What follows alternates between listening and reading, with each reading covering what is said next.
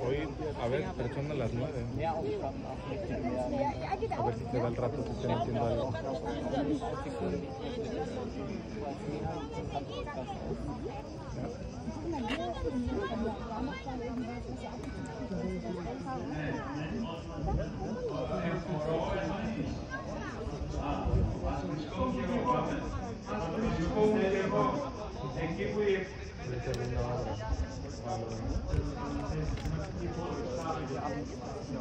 Οριστά πρώτα.